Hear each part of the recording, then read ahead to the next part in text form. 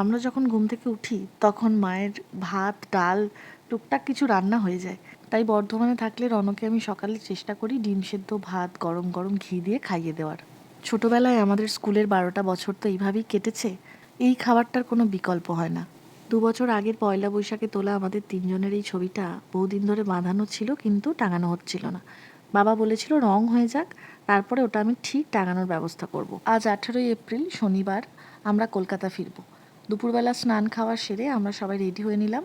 কথা ছিল 4:30টায় বেরোবো, যে কারণে শাশুড়ি মা লুচি আলু ভাজা বানাচ্ছে। আমরা যখনই কলকাতা যাই সঙ্গে কিছু একটা টিফিন দিয়ে দেয়, আবার ভাত তরকারিও দিয়ে দেয়, যাতে করে গিয়েই না কিছু আমায় করতে হয়। কিন্তু আমরা 4:30টায় বেরোতে পারিনি। 5টা থেকে রনর যে আঁকার ক্লাসটা ছিল সেটা নাকি ও করবেই করবে। তাই ওকে আবার 5টায় আঁকার ক্লাসে দিয়ে আমি পাড়াতেই এক দিদির কাছে ভুরু প্লাগ করি, সেটা করে বাড়ি এলাম।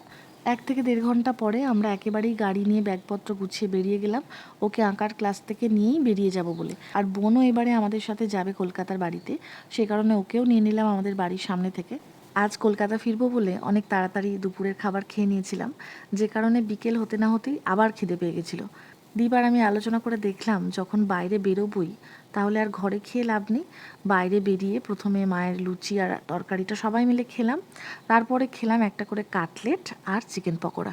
ট্রলিতে করে কোনো জামা কাপড় আনিনি, ফাঁকা ট্রলি এনেছি কিছু অপ্রয়োজনীয় জিনিসপত্র এই বাড়ি থেকে নিয়ে যাব বলে। এমন কিছু জিনিস আছে এখানে যা আমাদের কোনো কাজে লাগে না, তবুও পড়ে আছে এবং জায়গা জোড়া করে আছে।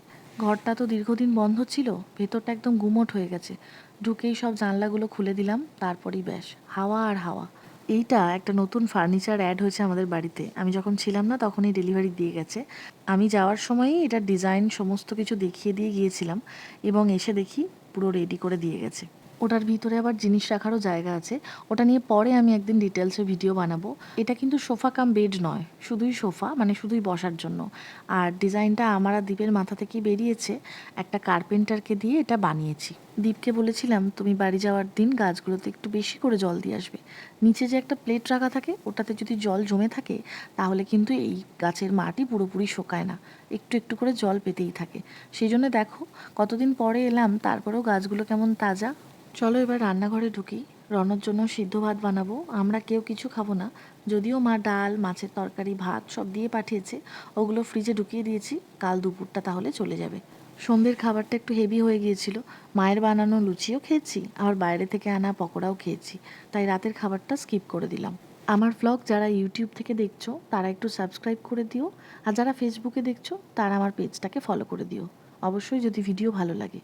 আজকের মতো এলাম তাহলে, আবার দেখা হচ্ছে আমার পরের কোনো ভ্লগে। Good night.